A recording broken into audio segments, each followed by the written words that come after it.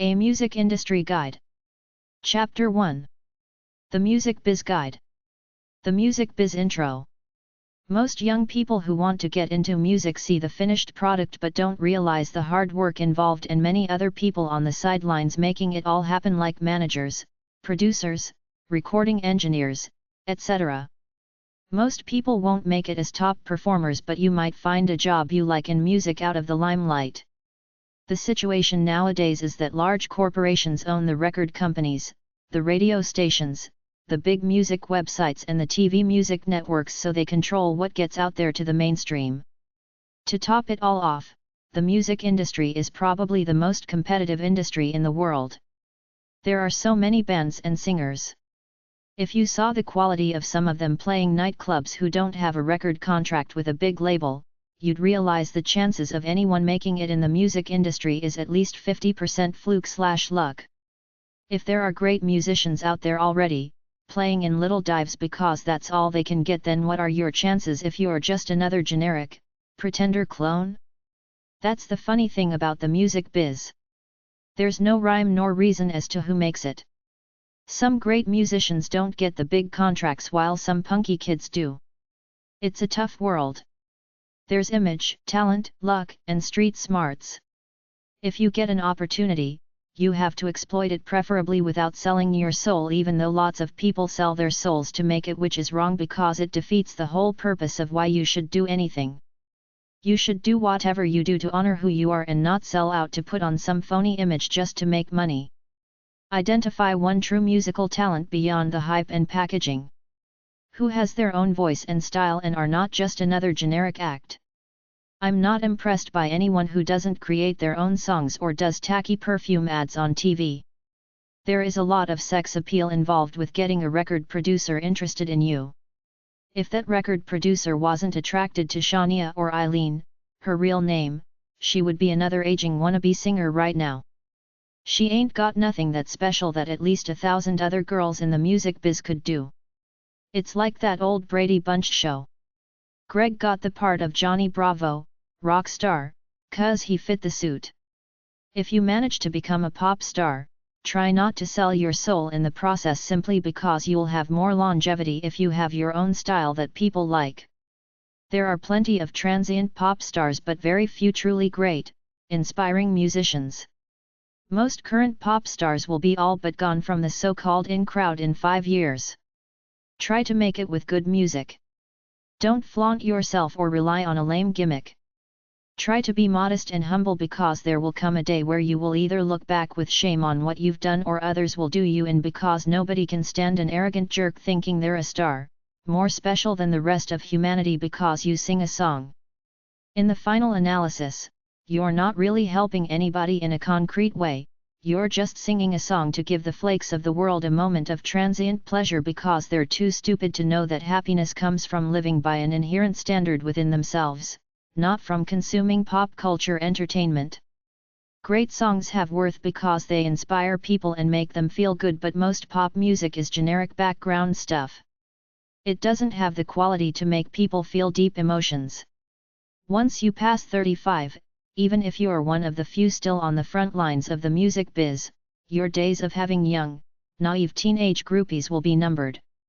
Unless you got true, original talent, it's a fickle business, and don't you forget it.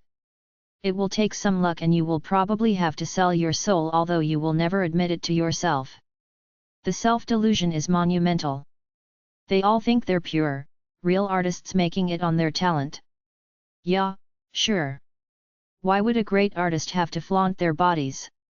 If I want to see naked bodies, I will watch a porno, not a music video. If I want to see or hear music, I want it pure.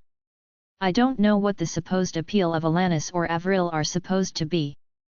By the time this book gets out, they should be has-beens if true talent has anything to do with it. There aren't too many great talents out there. Most people are middle-of-the-roaders who either imitate what they think is cool or get packaged into an image by a large corporation. By being an average talent, it puts success in the realm of chance/luck. If the winds are blowing your way, you will make it. If not, you will play dives for 10 years, then wake up and get a real job. There are many small independent labels and alternative ways to get your music out, like through the internet and live performances, but this is a hard, tedious road. You have to sell yourself all the time, and you had better be good so a major label sees you, then packages you for mass consumption. For the moment, it's still the only way to make it big, to be good enough to be packaged by a major corporation into some kind of musical entity. The only way the independents get radio or music TV airplay is if they're really, really good and the public really, really wants to see and hear them, which is very rare. After all, music is just a commodity like anything else. The major corporations have got the packaging down so well that they can sell just about anything to the mostly under 25 very impressionable young target audience who, in my opinion, are easily manipulated while thinking they're free and wise. To be a performer takes travel, promotion, being both a people and a night person, working in nightclubs, concert halls, and other venues, and along with this, drinking and doing drugs, which is generally part of the lifestyle. As a musician, you have to practice all the time, you have to write your own songs and produce/record them in the studio, that is, unless you're just a generic pop culture product. You have to love what you do and have some kind of gift for it. It's that simple. It has to be in your blood so much you'd do it for free because something inside of you says you have to. A lot of people get incredible stage fright before performing. Can you handle it? You have to love it and be cool about it, get around and circulate with people to get known and find or get found by the people who can help you. You will probably have to do music as a part-time gig for a while you support yourself with a so-called real job. Get out there and perform any way you can, nightclubs, private parties, weddings, high schools, colleges, concerts, recording sessions, TV commercials, movie soundtracks, TV shows, church, etc. You have to get out in front of people, do the grind of playing a nightclub circuit for a while until you start to feel the reality of it. Chapter 2. Music Biz Topics.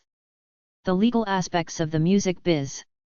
The music biz is not a pseudo-hippy-dippy thing where cool people hang out together united as artists of humanity making music to share with the people because they're such good, cool, happenin', down-home folk. At every level, the music biz is about money. First off, you need to make enough money to survive, otherwise you can't do it. Secondly, if you just make barely enough while some frivolous pop stars are making millions, you will get angry and bitter. Thirdly, if you're up there with the big timers, you will see that unless you're one of the few rare, original music makers, music is mostly hype, packaging and decisions made by corporate suits, not made by the musician who is often just a front person for a corporation making money. Get my business book or any business book at number 650 to number 659 at the library to learn how to run a business, you or your band, and check out number 343.710 or KE3986 or KF4291 at the library for books about the legal aspects of the music biz. I will state very broadly the major legal issues in the music biz. Copyright law is a very important ownership issue that covers everything from minors to CO creators to an individual writing music while in the employ of a corporation or manager. In every case, get a clear contract stating who owns whatever music is created. Get it protected according to the copyright laws in your country.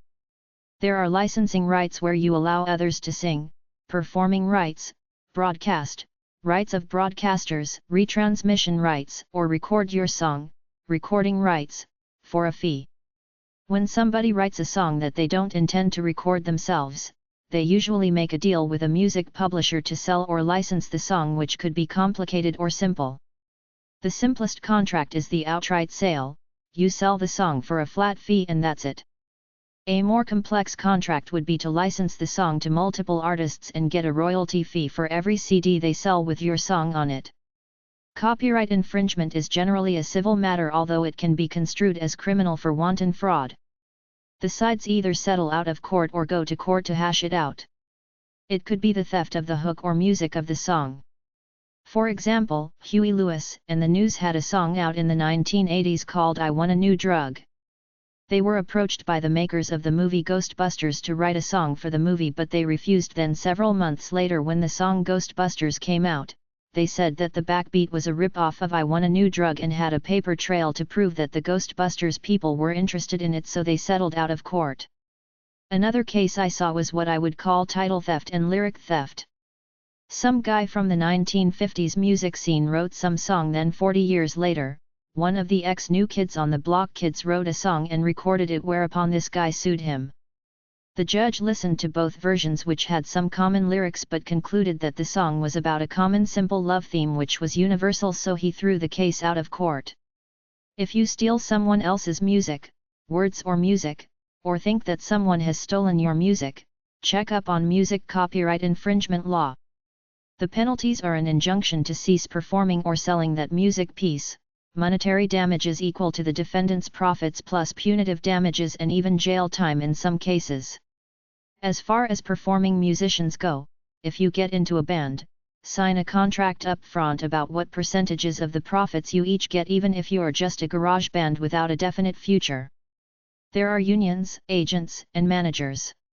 You pay a union fee, and in exchange, the music union helps you get gigs, collect money, and resolve disputes.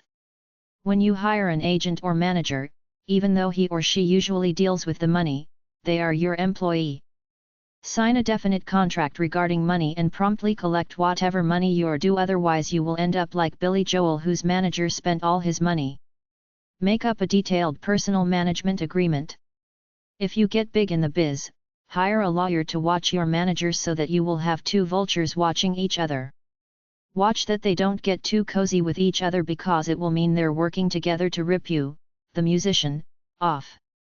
There are two types of live performance. Those performed within the Union, American Federation of Musicians of the United States and Canada, which follow union rules. Non-union gigs which have no rules other than the ones you make up. The union gigs have all kinds of rules guaranteeing all the players, musician, promoter, manager, a certain percentage of the take. There are copyright laws for recording your live performance and selling it. There are morality or decency laws for conduct while on stage. If you're a traveling musician, you will have to get immigration papers to perform in other countries. Everybody wants a record contract with a major company. That's the goal, but quite often with the record contract, you're signing your profits away. They cleverly have it rigged so you pay them back all their expenses before you start seeing profits, and if you hit it big, they have you with a several CD deal for low royalties, so you're screwed. Essentially, you sign your life away for your chance at a big break, which is to get manufactured and promoted by the suits. If you're really smart, you will go indie, promote yourself, record your own CDs, etc., which is not easy in a business dominated by a few corporate giants who control access to most of the commercial airtime out there. But if you go indie and get some public fanbase on your own, you will have leverage when the big boys come calling to package you with a record contract. A record contract is not about two artists creating a song. It's big business. Have a legal mind on your side who will read the contract over and talk to you about it before you sign it.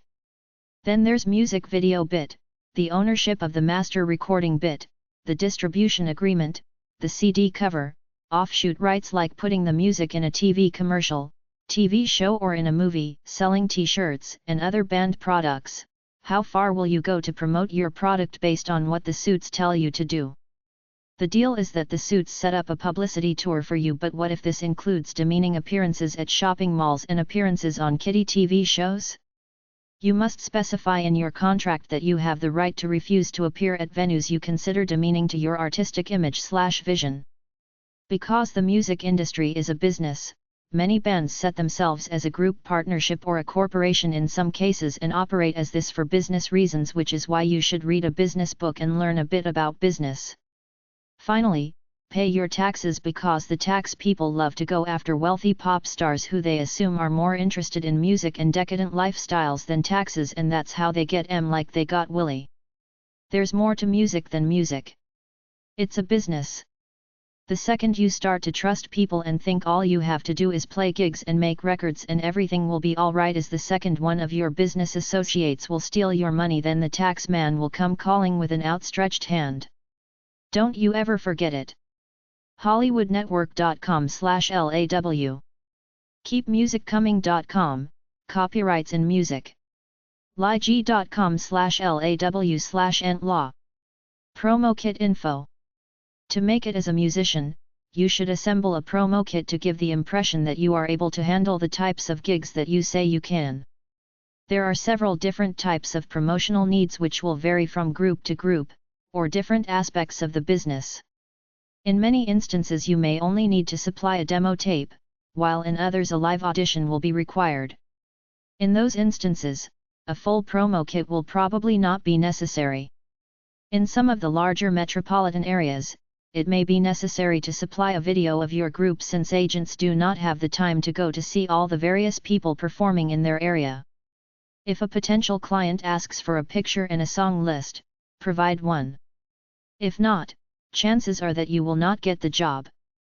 Your promo kit should at least contain the following: a cover letter, a demo tape, a picture of your group, possibly a video or DVD, a song list, information as to how you can be contacted, website name.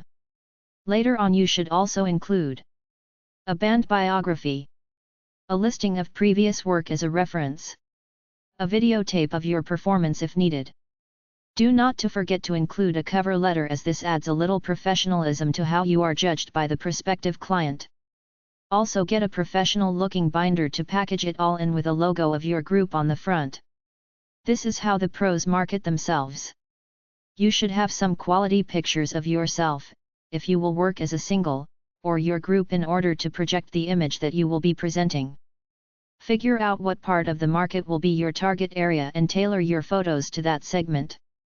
Most photos are done in black and white simply because it is easier to reprint them.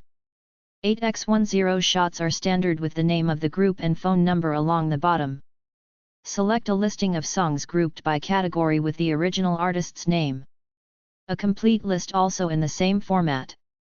Press kit websites: how.com/operations/press-kit.htm, absolutrite.com/novels/press_kit.htm, inbox.com/rl/te3-1/sr-press-kit-examples.html, imakenews.com/presskit/e_article0000400003.cfm, top10.org/public/af56.html, the top 10 most important documents to include in your press kit.